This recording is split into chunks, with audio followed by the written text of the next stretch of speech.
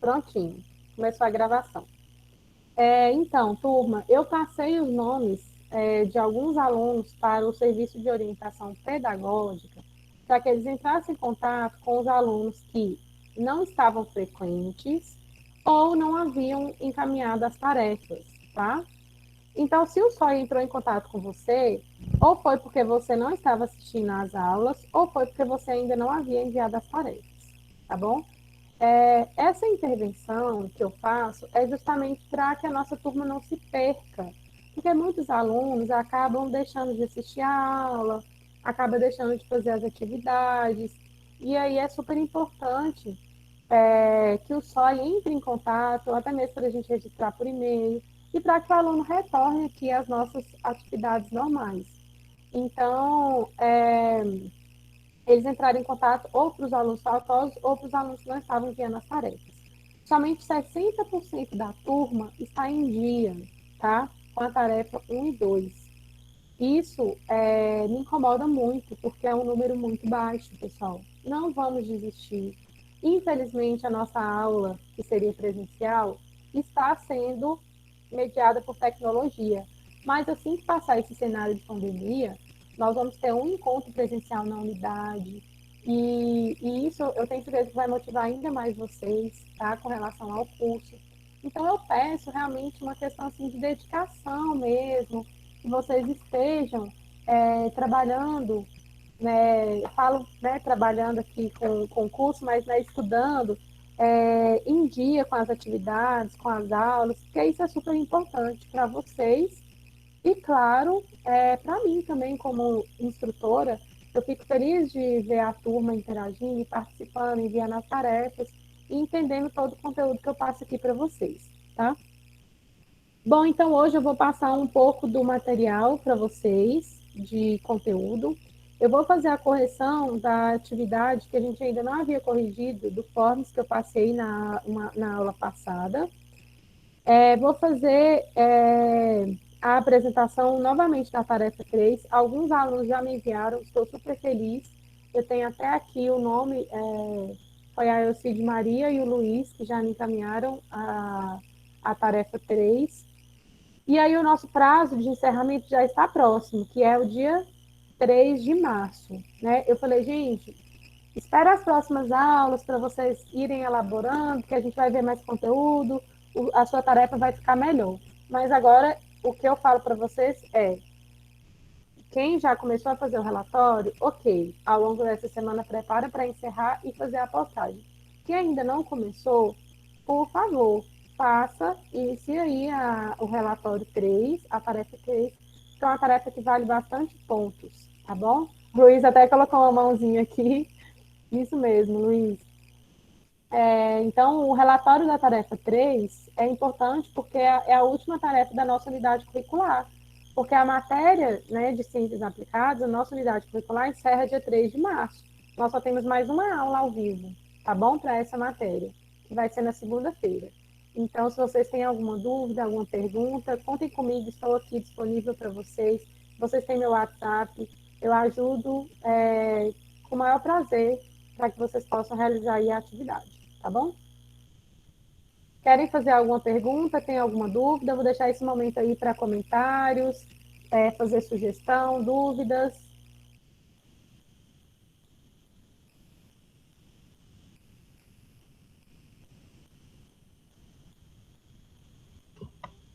Professora, boa tarde. Boa tarde. Aqui é a Vanessa. Deixa eu perguntar. O relatório ele precisa ter sumário, contracapa, introdução, tudo isso? Então, Vanessa, isso aí vai do bom senso de vocês. O mais importante é que o formulário esteja estruturado e organizado. Não tem exigência de ter índice, de ter resumo, introdução. O que eu quero desse relatório é que vocês façam conforme o bom senso, o entendimento de vocês, tá? Isso é diferente de elaborar, por exemplo, um TCC, porque tem aqueles itens obrigatórios. O relatório, a estrutura dele vai ficar mais a critério de vocês mesmos, tá?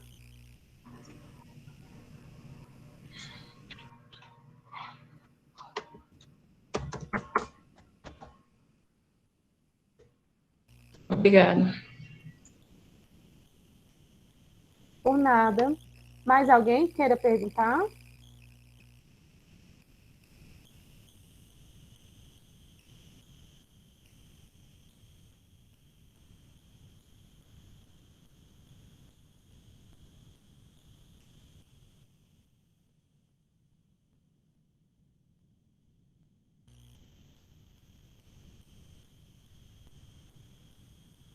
Brenda, professora, meu relatório está ficando muito extenso, tem 5 páginas, isso seria um problema? Com certeza não, Brenda. Como eu falei para vocês, quanto mais informação, melhor. Alguns alunos me perguntaram, professora, eu preciso colocar todas as informações da FISP? Pessoal, as informações mais importantes, sim, vocês têm que colocar. Não necessariamente vocês vão escrever tudo, tá? Então, o que não pode faltar são as principais informações da FISP, o checklist que eu postei para vocês. Mas o tamanho do relatório não vai levar em consideração a qualidade dele. Às vezes vai ter um relatório muito grande, mas que foi muito bem elaborado. E a mesma coisa pode acontecer de um relatório curto, mas que tem todas as informações. Então, não fiquem preocupados com essa questão do tamanho do relatório. Ai, meu está pequeno, meu está grande. Se preocupe mesmo com a qualidade do que você está colocando de informação neste documento. Tá? Se coloque como técnico de segurança da empresa e pense realmente como profissional quais seriam as informações importantes para ter ali dentro do relatório, ok?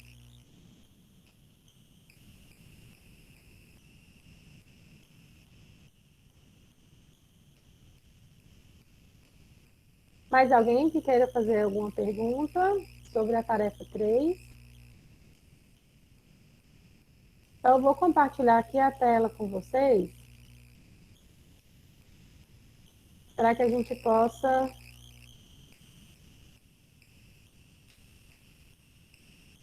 esclarecer mais uma vez, a última vez, inclusive, né, sobre a tarefa.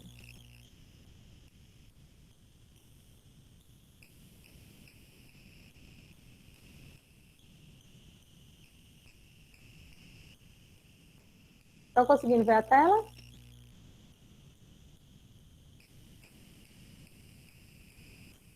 Bom, então, o primeiro esclarecimento, gente, ó, não adianta vocês postarem aqui nos comentários, igual o Luiz colocou, trabalho enviado. Ok, acho ótimo vocês comentarem que o trabalho foi enviado, igual o Luiz fez.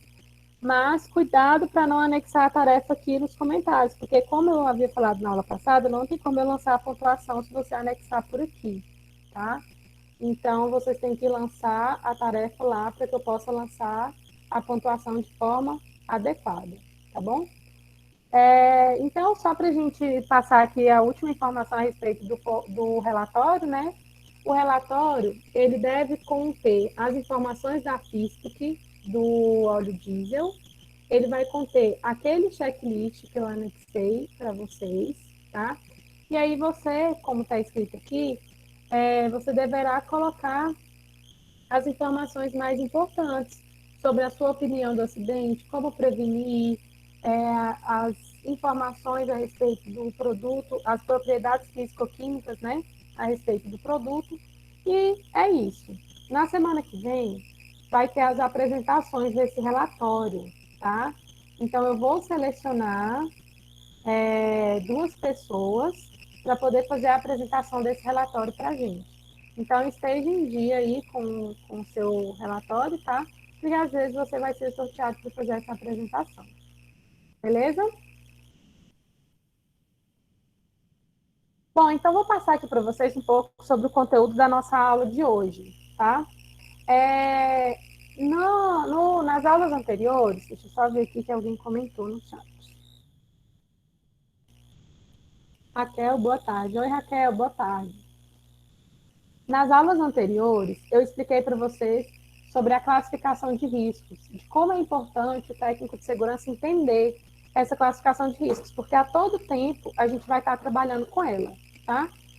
Essa classificação envolve riscos físicos, químicos, biológicos, ergonômicos e de acidentes. Então, muito por isso que a gente estuda propriedade físico-química, que é para a gente entender o que é um ruído, o que é uma temperatura, né? Porque muitas vezes o trabalhador ele vai estar exposto ao calor ou frio.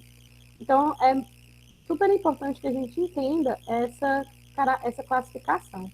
E, como eu falei anteriormente, as cores, elas também são padronizadas.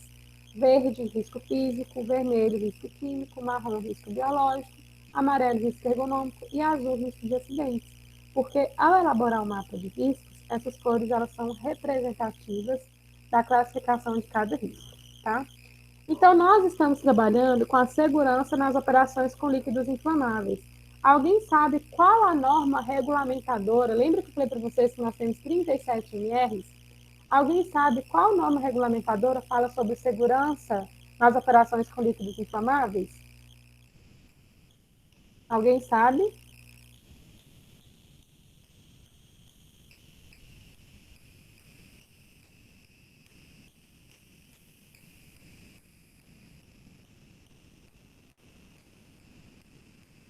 Ó, a Ivanete já me perguntou aqui. Professora, então só 2 pessoas apresentarão? Esse sorteio será feito quando? Brenda, professora, e quem vai trabalhar no dia de apresentar, caso esteja selecionado para essa apresentação? E a Ivanete, porque no caso essas pessoas têm que se preparar. Gente, ao final da aula eu vou definir quem vai fazer as apresentações na segunda-feira que vem, tá bom? Ao final da aula eu vou fazer essa definição. Raquel, muito bom, NR20, gostei de ver, gente, fico feliz, viu? Que evolução, vocês estão realmente entendendo aí sobre o nosso conteúdo, sobre as normas regulamentadoras. Então, lá na NR20, ela fala da segurança nas operações com líquidos inflamáveis, que é justamente o cenário da tarefa 3, porque lá na tarefa 3, nós nos deparamos com o técnico de segurança de uma empresa que faz o transporte de líquidos inflamáveis, né? E aí aconteceu um acidente de trabalho. Então, com esse acidente de trabalho, houve o derramamento do óleo diesel, que é um líquido inflamável. E aí o técnico de segurança ele vai fazer o relatório, né, ali para a empresa para poder mostrar as características do óleo diesel, apresentar propostas de melhoria para essa condição aí de risco, tá? Então a NR20 ela traz algumas obrigatoriedades com relação à segurança nas operações com líquidos inflamáveis que a gente vai ver logo aqui na frente. Então, o que são líquidos inflamáveis? São líquidos que possuem ponto de fulgor menor do ou igual a 60 graus Celsius. E aí, na aula passada, alguém me fez essas perguntas, professor, o que é ponto de fulgor? Então, vamos entender. Ponto de fulgor é a menor temperatura na qual um combustível libera vapor, tá? Então, esse combustível liberando vapor em quantidade suficiente, ele pode formar uma mistura inflamável por uma fonte externa de calor, tá? E aí pode acontecer aí um incêndio, uma explosão. O ponto de fulgor não é suficiente para que a combustão seja mantida, tá? Porque para manter a combustão nós precisamos de 3 elementos: calor, fonte de ignição e combustível, tá? Então, o que são gases inflamáveis? Os gases inflamáveis, eles são classificados como gases que inflamam, né, com o ar a 20 graus Celsius e uma pressão padrão de 101,3 kPa, como, por exemplo, o gás de LP, que é o gás de cozinha. Então, o gás de cozinha, ele é um gás inflamável porque ele vai entrar em combustão, ele vai inflamar com o ar a 20 graus Celsius e uma pressão de 101,3 kPa. E líquidos combustíveis, como por exemplo o óleo diesel, são líquidos com ponto de fulgor maior do que 60 graus Celsius e menor ou igual a 93 graus Celsius, como por exemplo gasolina, óleos, querosene, né, o óleo diesel que a gente viu. E tem também as poeiras inflamáveis. Poeiras inflamáveis são geração em locais subterrâneos de carvão em minas, produzindo risco de inflamação e explosão. Por isso que muitas das vezes, o espaço confinado pode acontecer uma explosão. Essas empresas mineradoras podem trabalhar com risco de explosão por causa das poeiras inflamáveis. Aí aqui, pessoal, eu trouxe no material para vocês algumas características dos líquidos inflamáveis, que são características do óleo diesel, que vocês estão fazendo no relatório, né? Esses líquidos inflamáveis, eles são tóxicos, inflamáveis, ou seja, pode entrar em combustão, tem o risco, né, de incêndio, nocivo por ingestão e inalação. Nós vimos que o risco químico ele pode entrar em contato com o trabalhador de 3 formas. Via cutânea, que é em contato com a pele, via respiratória e via digestiva, que é o caso da inalação. Então, o líquido inflamável ele é nocivo por ingestão e inalação. E também por via cutânea, porque ele pode ser irritante para a pele e olhos. E aí pode causar uma dermatite, que é uma doença muito comum na pele, uma dermatose, tá bom?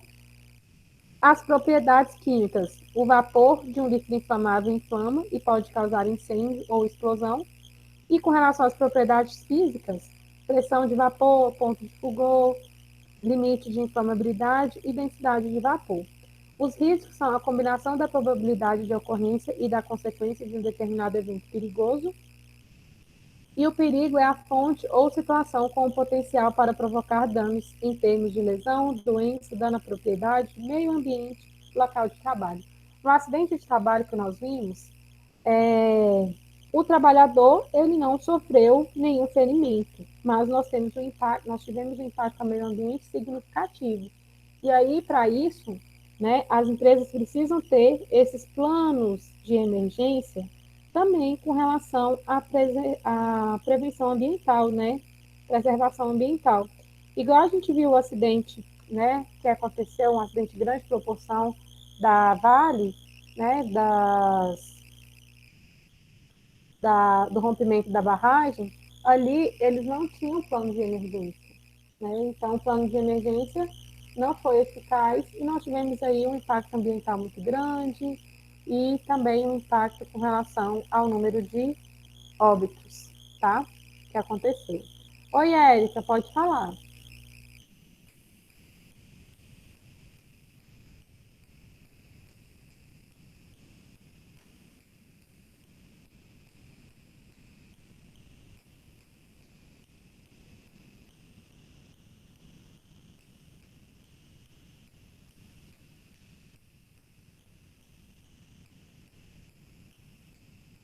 Oi, Érica, você quer falar, fazer alguma pergunta, falar alguma coisa?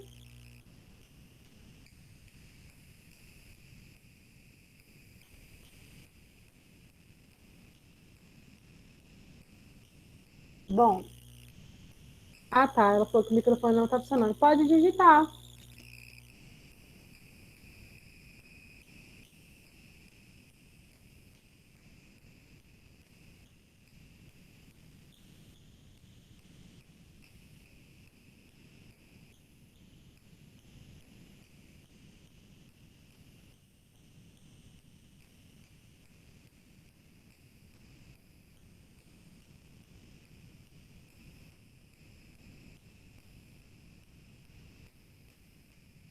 Érica perguntou, a apresentação não poderia ser dia 3? Érica, não dá, porque as nossas aulas elas são na segunda-feira, nós já temos o calendário pré-estabelecido para segunda-feira, tá bom? Então, como as nossas aulas ao vivo são na segunda, a apresentação tem que ser na segunda-feira, tá bom? Bom, então vamos lá, voltando aqui ao assunto, né? Nós estamos falando da segurança nas operações com líquidos inflamáveis. Então, esse tipo de acidente com líquidos inflamáveis vai acontecer, pode ocorrer também um impacto ambiental, tá? Gente, então lá na NR20, quem tiver curiosidade de ler, é claro que vocês ainda não chegaram nesse conteúdo, lá na unidade curricular de planejamento e ações educativas, mais para o final do curso, nós vamos estudar NR20, mas eu já trouxe aqui para vocês um pouco dessas informações, porque nós estamos estudando propriedades físico-químicas, né, do óleo diesel, em ciências aplicadas. Então, lá na NR20, ela traz uma classificação com relação à classe das empresas, tá? Empresa classe 1 são aquelas empresas que trabalham com postos de serviços com inflamáveis ou líquidos combustíveis, cujas atividades de distribuição canalizada de gases inflamáveis em instalações com pressão, em instalações têm pressão máxima de trabalho permissível limitada a 18 kg-força por centímetro quadrado. Ou seja, com relação à capacidade de armazenamento, essas empresas que são classe 1 têm capacidade de gases inflamáveis acima de 2 toneladas até 60 toneladas e de líquidos inflamáveis combustíveis acima de 10 metros cúbicos até 5.000 metros cúbicos. Então, vou só mostrar aqui para vocês um exemplo que é de um posto de combustível, né? Então, um posto de combustível, eu vou ler aqui as classes e vocês vão me falar qual classe vocês acham que está o posto de combustível, né? Nós temos classe 1, 2 e 3. Então, a classe 1 fala que são postos de serviço com inflamáveis, cuja atividade de distribuição é canalizada e tem capacidade de armazenamento para gases acima de 2 toneladas até 60 toneladas e para líquidos acima de 10 metros cúbicos até 5.000 metros cúbicos. Já empresas de classe 2 são aquelas empresas engarrafadoras e atividade de transporte, na qual trabalha com atividade de distribuição canalizada de gases inflamáveis e instalação com pressão máxima de trabalho acima de 18 kg-força por centímetro quadrado. E essas empresas, elas têm a capacidade de armazenamento de gases acima de 60 toneladas até 600 toneladas e de líquidos inflamáveis acima de 5.000 metros cúbicos até 50.000 metros cúbicos. Já empresas de classe 3 são empresas que trabalham mais com fabricação, refinaria, que têm a capacidade de armazenamento para gases acima de 600 toneladas, sem limite, e acima de 50.000 metros cúbicos para líquidos inflamáveis. Em qual dessas três classes vocês acham que está o posto de combustível aqui da esquina da minha casa? E aí? Classe 1, 2 ou 3?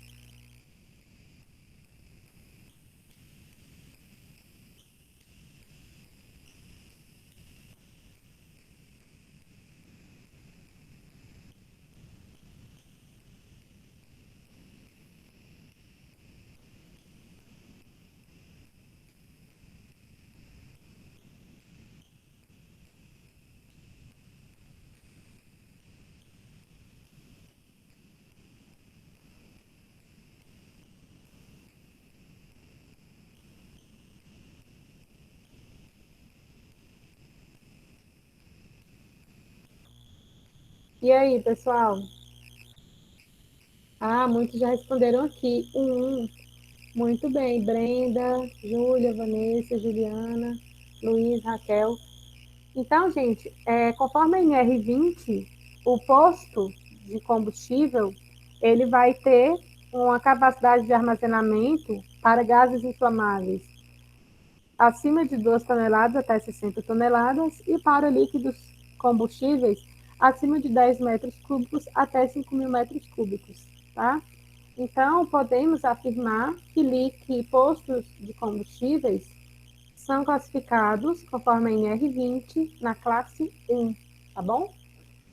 Então, nós temos que entender que essas empresas, né, de posto de combustível,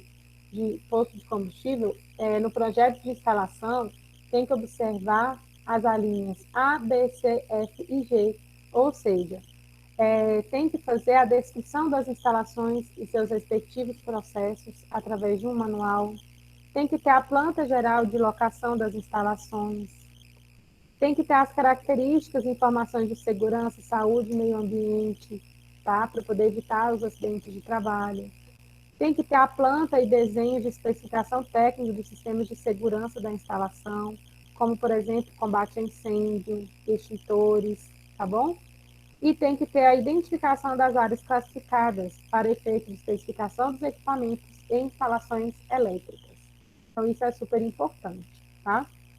Todas as empresas, refinaria, posto de gasolina, empresa de transporte, elas têm que ter a extração, produção, armazenamento, o manuseio de líquido combustível de forma inspecionada periodicamente, conforme esse primeiro item aqui, ó.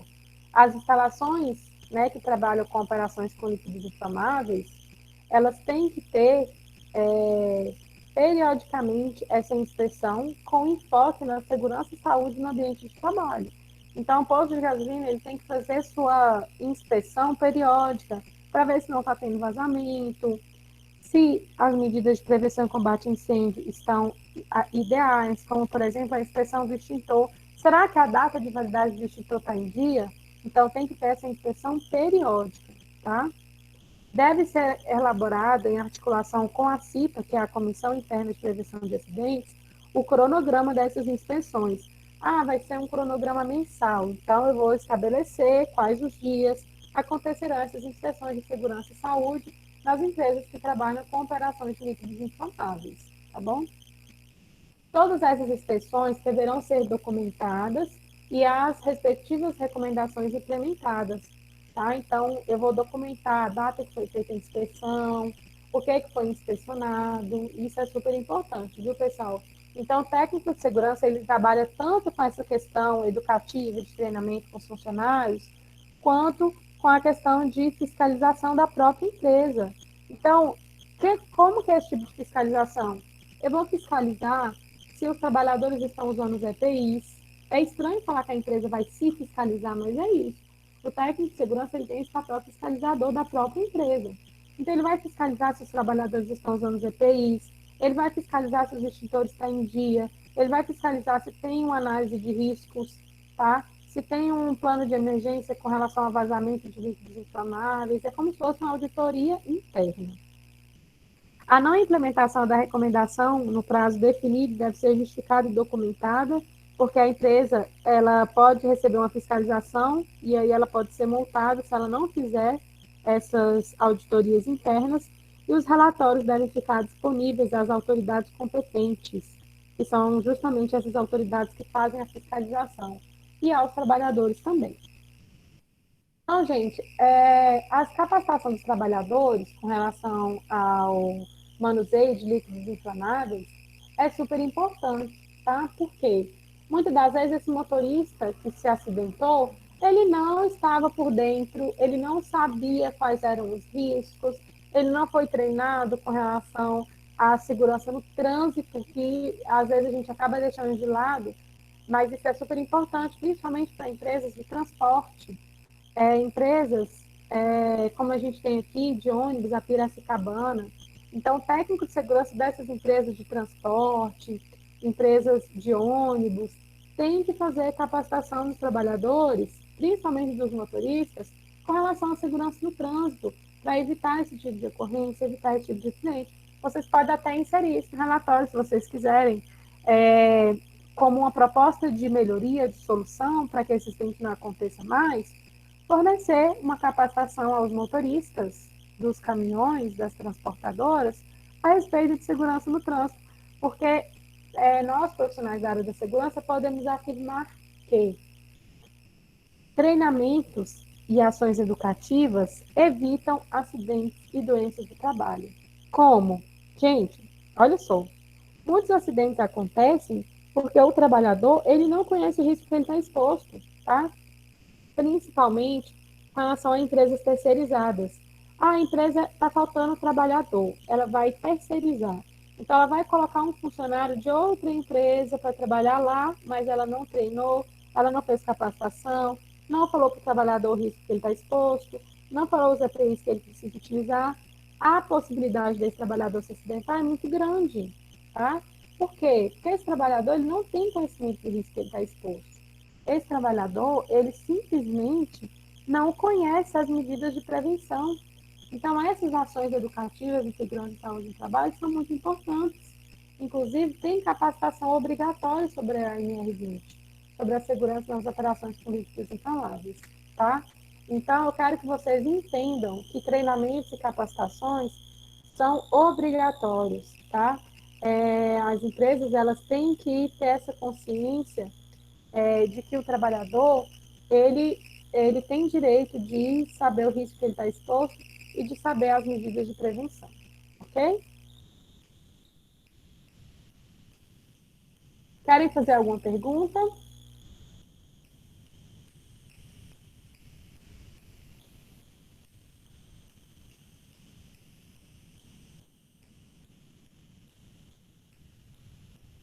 Bom, então nós não vamos fazer o estudo da NR20 agora, porque não é o tema da nossa aula. Lá na frente, quando a gente começar o estudo das normas, vocês vão ver que a gente vai estudar item por item das NRs, tá? Então, aqui a gente ainda está vendo ciências aplicadas, então a gente está vendo as propriedades físico-químicas, e aí a gente não vai ver o item da norma, mas eu mostrei aqui para vocês a NR20, um pouco da NR20, para vocês entenderem as medidas preventivas, a classificação, e inclusive a empresa, que é o nosso estudo de caso da tarefa 3, ela é classificada no grau de risco 1 aqui, tá? Na classe de risco 1, tá? Com relação à NR20, ok? Bom, pessoal, então, eu vou compartilhar aqui com vocês o link do Forms, tá? Esse link do Forms é para vocês fazerem agora a tarefa. Eu vou dar um tempinho aqui, porque aí eu vou corrigir com vocês. Aliás, antes disso, deixa eu fazer a correção daquela atividade que eu ainda não havia corrigido. Oi, Raquel, pode falar. Não, não tem problema, Raquel. O link que eu vou compartilhar, você consegue responder pelo celular, tá? Mas antes de compartilhar esse link, vamos resolver esse exercício aqui, lembram? Foi o exercício da FISP que eu passei para vocês, nós não fizemos a correção dele, tá? Então, eu vou corrigir ele aqui primeiro. Bom, então, esse questionário aqui era sobre os riscos ocupacionais e a FISPIC, que a FISPIC é a ficha de segurança de produtos químicos.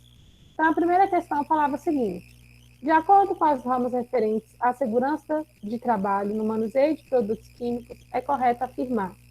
Letra A. Deverão ser observadas as informações contidas no rótulo? Opa, essa resposta que eu já acho que é certa, porque realmente, gente, a FISPIC são informações que vêm no rótulo do produto químico. Quem assistiu à aula da FISPIC, lembra que eu falei que a FISPIC é uma ficha de segurança de produtos químicos. E aí, lá na FISPIC, vem especificando quais são os riscos à saúde, os riscos ao meio ambiente e a composição do produto químico. E isso vai estar onde? No rótulo. Então, aqui, ó, essa aqui, resposta aqui já é a resposta certa. Mas vamos ver as demais. A letra B fala: produtos químicos incompatíveis poderão ser armazenados próximos por não criarem condição de perigo. Gente, totalmente errado. Produtos químicos que não forem compatíveis, se forem armazenados próximos um do outro, pode acontecer uma reação química e pode acontecer um acidente de trabalho. Então, é proibido armazenar produtos químicos que não são compatíveis, justamente para poder evitar uma reação química e uma possível ocorrência de acidente de trabalho. Tá? Então, acho que isso é bem óbvio, espero que vocês tenham entendido isso. A letra C fala: caso o produto químico utilizado no laboratório seja altamente perigoso, é recomendável que o usuário do produto preencha a ficha de informação de produto químico. Gente, é o usuário que vai fazer a FISPIC? Não. A FISPIC, ela já vem de fábrica. A FISPIC, ela já tem que estar no rótulo do produto químico. Então, não é o usuário do produto que vai preencher a FISPIC, não. Tá? A ficha de informação de produto químico, ela já vem de fábrica na embalagem do produto, no rótulo do produto. Tá? A letra D fala: os produtos inertes não poderão ser agrupados devido aos riscos. Gente, os produtos inertes, eles não oferecem riscos. Então, eles poderão, sim, ser agrupados, tá? Então, a resposta certa é a letra A, né? De que a FISPIC, ela deverá ser observada, porque as informações são contidas nos rótulos, tá bom? A questão 2 falava o seguinte: assinale a alternativa que corresponde ao risco químico. Ruído é risco químico, gente? Ruído é risco o quê?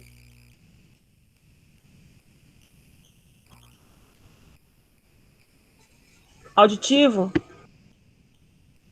É um risco de auditivo mesmo, mas com relação àquela classificação que nós vimos.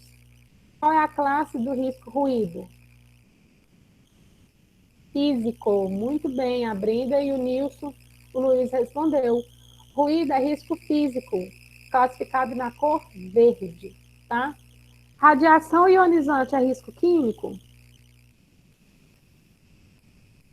Radiação ionizante é risco quê?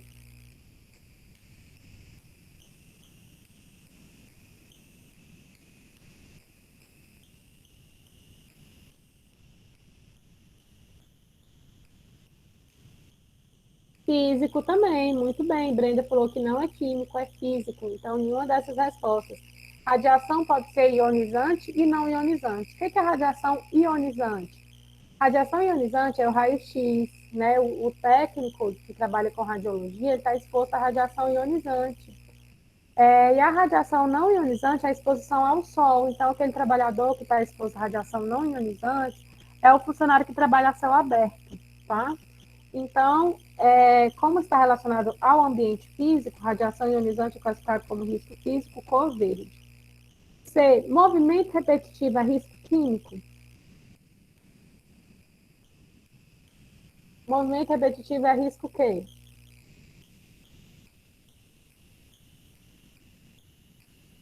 Ergonômico, gente, não é ergométrico. No primeiro dia de aula eu falei, gente, não confunda o ergonômico com o ergométrico. Quem assistiu a aula lembra, né? Então, eu sei que vocês sabem, mas coloque escreve a palavra certa. Movimento repetitivo é risco ergonômico, porque está relacionado à ergonomia do trabalhador, à postura, à exigência de postura inadequada, e é representado pela cor amarela. Então, qual é o risco químico? Óleo diesel. Tá? Então, o óleo diesel da nossa tarefa 3 lá é um risco químico representado pela cor vermelha. Tá? Próxima questão. São considerados riscos químicos exceto radiação não ionizante? Opa, acabei de falar que radiação ionizante e não ionizante são riscos físicos, porque tem a ver com o ambiente físico.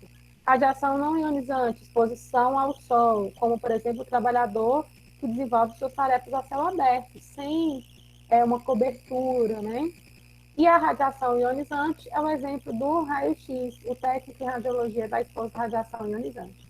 Todos esses três aqui são riscos químicos. Poeira, a poeira pode ser mineral e não mineral. A poeira mineral, ela faz mais mal à saúde, ela é mais crítica. Exemplo da poeira mineral, nós temos o amianto, nós temos a sílica da mineração, né? Névoas também são riscos químicos. E neblinas também são riscos químicos. Alguém sabe o que são névoas e neblinas?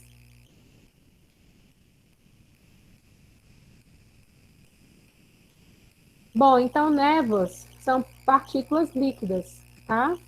E aí, como por exemplo, quem trabalha com aquele revólver de pintura está exposto ao risco químico de névoas, por causa das partículas líquidas, que são resultantes da condensação de vapor, tá?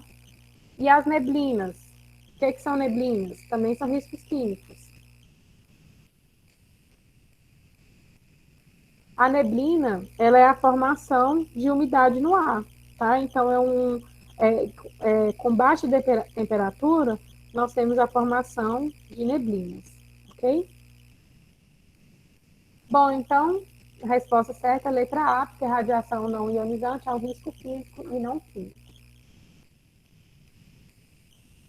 A próxima e última questão fala o seguinte: a rotulagem preventiva do produto químico classificado como perigoso à segurança e saúde dos trabalhadores deve utilizar procedimentos definidos no SGH, que é o Sistema Harmonizado de Classificação e Rotulagem de Produtos Químicos. Esse SGH não, viu, gente? Desculpa. Esse GHS, ele consta lá na norma regulamentadora e a FISP consta na norma da BNT. Por isso que eu falo para vocês, na nossa área de segurança, é claro que o nosso foco principal são nas 37 NRs, mas a gente acaba estudando norma do Corpo de Bombeiros, quando vai estudar prevenção e combate a incêndio, normas da ABNT, porque outras normas também envolvem a segurança do trabalho, tá? A rotulagem preventiva é um conjunto de elementos com informações escritas, impressas ou gráficas relativas a um produto químico, que deve ser afixada, impressa ou anexada à embalagem que contém o produto. A rotulagem preventiva deve conter os seguintes elementos, exceto: deve conter a palavra de advertência? Sim. Por exemplo, atenção, cuidado, perigo, tá? Então, deve ter essas palavras de advertência. Deve ter o pictograma de perigo? Sim, nós até vimos alguns pictogramas anteriormente, que é aquele símbolo, né? Que vai indicar se é tóxico, entre outros pictogramas. Riscos ocupacionais? Gente, no rótulo vai estar lá risco físico, químico, biológico, ergonômico ou de acidente? Não. Por que, que não vai ter os riscos ocupacionais? Porque se é rotulagem preventiva, se é GHS físico, quer dizer que é um risco químico. Então, para que eu vou classificar se é físico, químico, biológico, ergonômico ou de acidente? Né? Os riscos ocupacionais são esses, que nós vimos lá na classificação: físico, né, químico, biológico, ergonômico e de acidente. Então, não precisa estar no rótulo essa classificação de riscos ocupacionais, é desnecessário. Resposta, letra C. Aí a letra D fala que tem que ter a identificação e composição do produto químico? Sim, realmente lá no rótulo tem que ter a identificação e composição do produto químico. Pictograma de perigo, se o produto for perigoso, né? E palavras de advertência. Então, a resposta certa é a letra C, porque não precisa dos riscos ocupacionais no rótulo. Ok?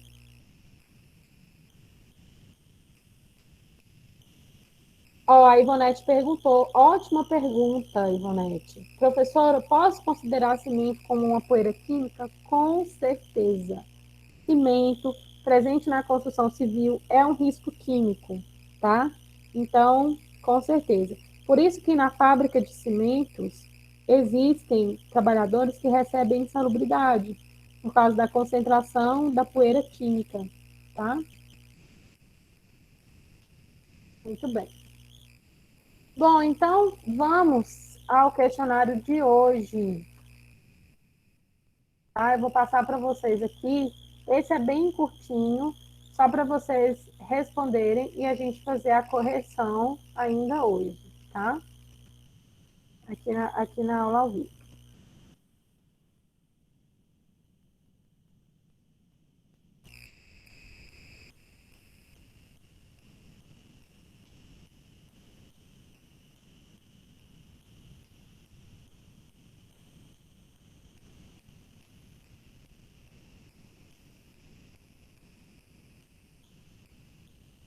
Então, tá aí, pessoal, o link tá no chat. Vou mandar aqui no WhatsApp também. Aí eu vou dar um tempinho para vocês responderem e a gente corrige ainda hoje, tá bom? É só clicar no link, quem tiver pelo celular consegue fazer também. É um formulário online, é só vocês clicarem e enviarem as respostas. Então, eu vou dar um tempinho aí de 20 minutos, tá? Pode ser 20 minutos? Mandei aqui para a Ivonete no WhatsApp, ela vai compartilhar aí com vocês no grupo da turma. E aí vocês respondem, e aí eu vou fazer a correção daqui 15 minutos.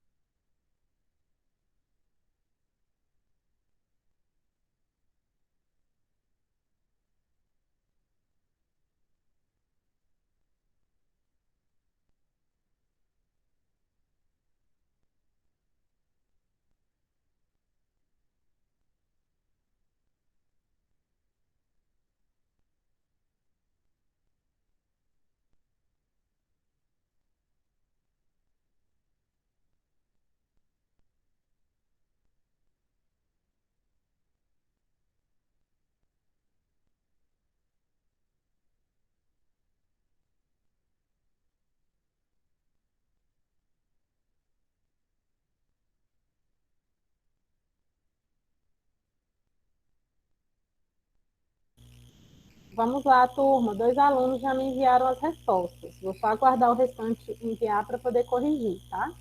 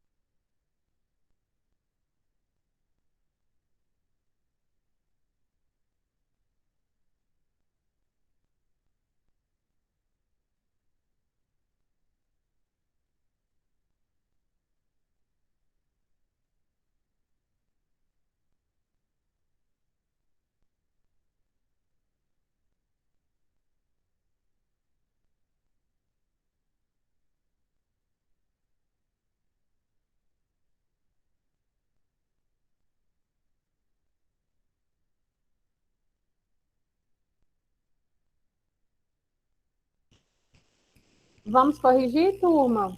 Deixa eu ver aqui quantos que já enviaram. Já temos 10 respostas. Vou fazer a correção com vocês, então. Compartilhar aqui a tela para a gente fazer a correção, tá? Pessoal, quem ainda não finalizou, preste atenção que na aula você finaliza depois. É importante que todos enviem, porque eu vou lançar a frequência a partir do questionário, tá bom?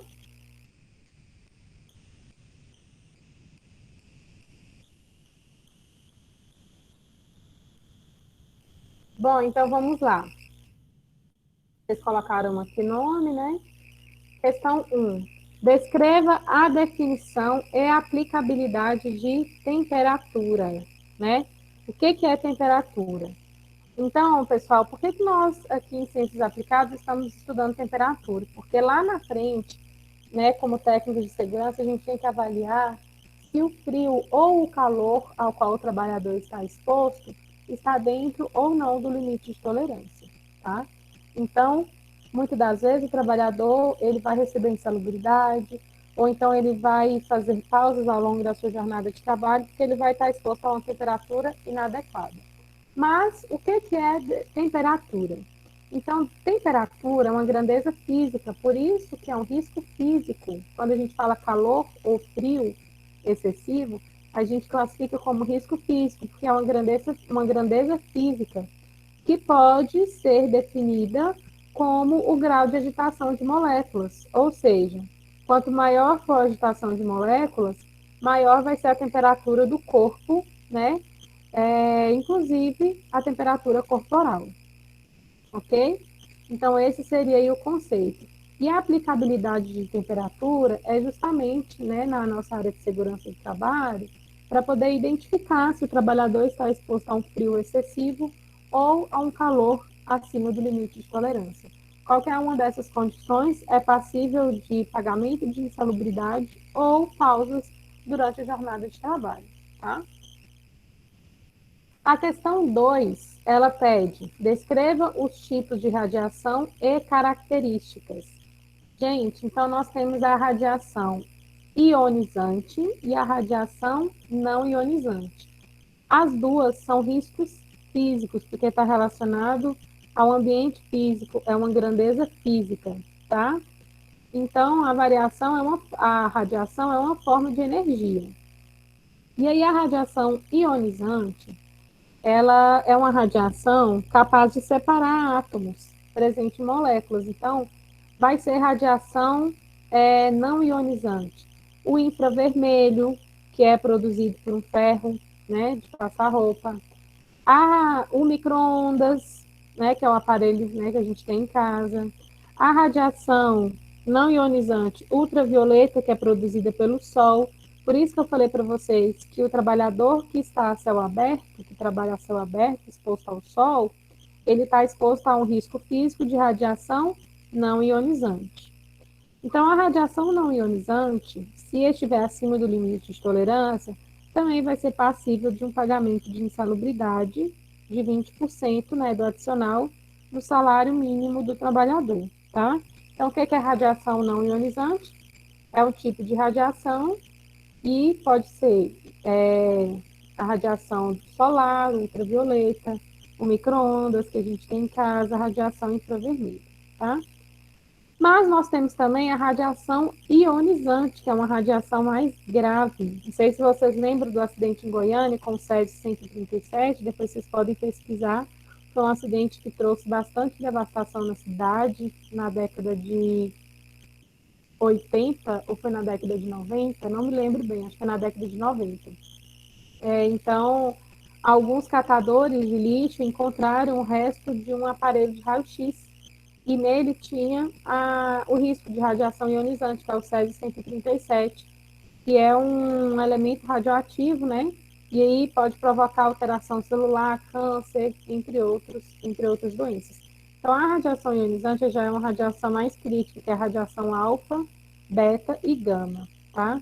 Então, essa radiação ionizante é como, por exemplo, né, que a gente viu aqui, o Césio 137, tá? a radiação, o raio-x, né? Então, a radiação ionizante ela é muito utilizada em ambientes hospitalares para poder fazer radiografias e realização de exames em geral, tá bom? Essas são as características aí da radiação. A outra questão pergunta: na área de segurança do trabalho, várias ferramentas servem de apoio e garantem as condições para agir no foco do risco. Dentre esses equipamentos, o dosímetro é usado para. Gente, nós temos dosímetro de ruído, tá? Resposta certa aqui, letra D. O decibelímetro, ele avalia o ruído pontual. O dosímetro, ele avalia o ruído no qual o trabalhador está submetido durante toda a jornada de trabalho, porque ele avalia a dose de ruído. Então, a resposta certa é a letra D. O ruído também é uma forma de energia, são ondas sonoras, né, que podem provocar perda auditiva no trabalhador. E aí, o equipamento utilizado para avaliar o ruído é o dosímetro, tá? O decibelímetro também, mas o decibelímetro ele dá uma avaliação, um resultado de avaliação pontual. O dosímetro, ele traz uma avaliação da dose na qual o trabalhador foi exposto durante toda a jornada de trabalho, tá? Para medir vibração, o aparelho chama acelerômetro. Para avaliar a iluminância, nós temos um aparelho, deixa eu só ver aqui, eu esqueci o nome do aparelho que afere iluminância, deixa eu pesquisar aqui.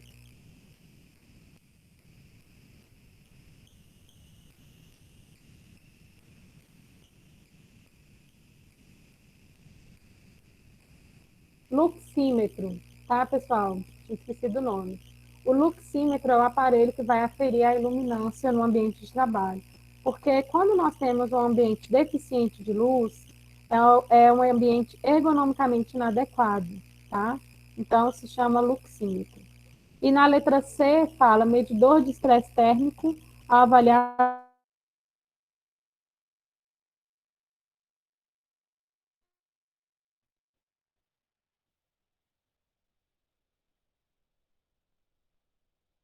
se o calor está dentro ou não do limite de tolerância. O certo é a letra D, que o dosímetro é utilizado para avaliar o ruído, a nível de pressão sonora, tá? Bom, então, sobre a questão, a última questão aqui, que é a questão 4, né? 1, 2, 3, 4. Isso, questão 4. Em nosso cotidiano, um dos conceitos físicos mais presentes é o de temperatura. Desse modo, é muito importante conhecer os principais conceitos relacionados ao tema. Assim, analise as afirmações abaixo. 1. Somente nossos sentidos são suficientes para quantificar a temperatura de um corpo? Gente, somente nossos sentidos não são suficientes para quantificar a temperatura de um corpo, porque, como nós vimos, são agitações de moléculas. Então, deve haver a aferição com o medidor de estresse térmico, até porque tem que levar em consideração a taxa de metabolismo do corpo do trabalhador, tá? Então, a letra 1, o item 1 está errado. 2. A temperatura mede o nível de concentração de calor das moléculas de um corpo. Na verdade, a temperatura é uma grandeza física que mede o grau de agitação térmica, né? Ou seja, é uma energia cinética. Então, quanto maior for a agitação das moléculas, maior vai ser a temperatura. Então, ela não mede o nível de concentração das moléculas, ela mede o grau de agitação térmica. Então, a 2 também está errada. E 3, o equilíbrio térmico acontece quando dois corpos em contato e isolados de influências externas tendem para um estado final, que é caracterizado por uma uniformidade na temperatura dos corpos. Então, esse item 3 aqui está correto, tá? Somente o item 3, porque o equilíbrio térmico é justamente isso. Ele vai acontecer quando os corpos eles estão isolados, não tem influência externa, tá?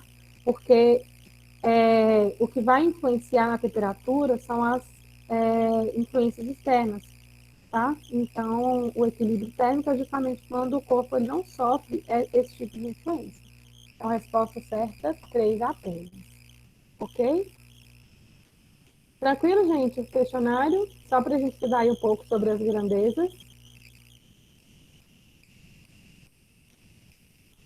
Perfeito. Bom, então é isso. Quem não fez o questionário, faça, porque eu vou lançar a frequência a partir dele, tá? E aí, na segunda-feira, nós teremos a nossa última aula ao vivo sobre a unidade curricular de ciências aplicadas, que é quando vocês irão fazer a apresentação do relatório. Aí vocês vão compartilhar a tela de vocês. Quem não puder compartilhar, eu vou abrir aqui e compartilhar pelo meu computador para vocês mostrarem como que vocês fizeram o relatório. Gente, não vai ser algo que eu vou avaliar vocês de forma negativa, é só para vocês apresentarem para os colegas como que vocês elaboraram o relatório, quais informações que vocês colocaram, o que vocês consideraram que era importante falar sobre o óleo diesel, o que vocês consideraram que era importante falar sobre colocar, inserir lá no checklist, tá? É só mesmo para apresentar o que vocês fizeram. E, mais uma vez, é muito importante vocês já irem trabalhando essa questão de comunicação, apresentação, porque ao longo do curso nós vamos fazer isso. E, como eu falei para vocês, o técnico de segurança ele precisa ter uma certa facilidade na oratória, porque, afinal de contas, vocês vão ministrar treinamentos obrigatórios nas empresas, então é de suma importância que vocês tenham essa competência de falar, de apresentar, tá bom? É claro que eu sei que isso a gente vai adquirir ao longo do tempo, né? Mas vai ser bem tranquilo para vocês. Então, vamos definir aqui quem vai fazer a apresentação do relatório na próxima aula. Primeiro, antes de sortear, eu quero saber se alguém se candidata a fazer essa apresentação do seu relatório, mostrar como que foi feito o seu relatório. Alguém que queira fazer? Se não se oferecer, eu vou partir para o sorteio.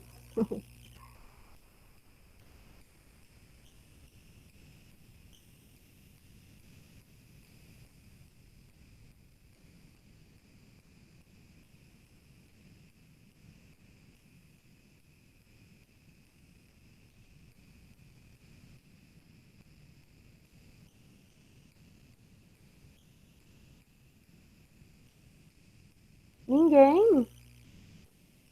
Bom, então vou escolher aqui Ivonete. Acho que o sorteio será a saída. Então, vou escolher aqui quem vai fazer essas apresentações, tá? Vamos lá.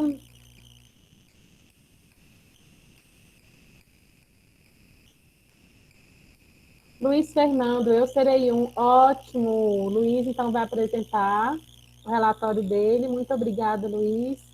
Raquel, quero saber se você pode fazer a apresentação na próxima aula do seu relatório.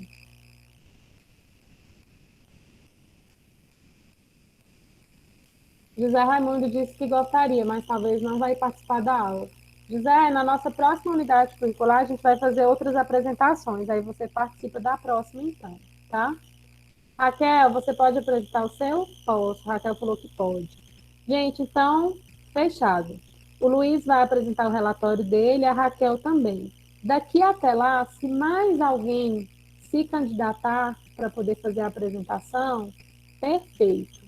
E se ou o Luiz ou a Raquel não apresentar, eu vou escolher outra pessoa, tá?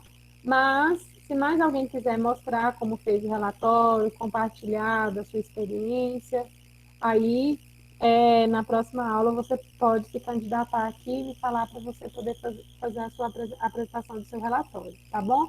Beleza, Raquel? Então, tomara que segunda-feira já tenha resolvido. Gente, então é isso. Não deixem de enviar o relatório ainda essa semana, porque o nosso prazo é só até o dia 3. Não deixe para a última hora, que é quarta-feira da semana que vem. Quem já finalizou pode postar lá, porque eu já vou fazendo as correções e fechando as notas.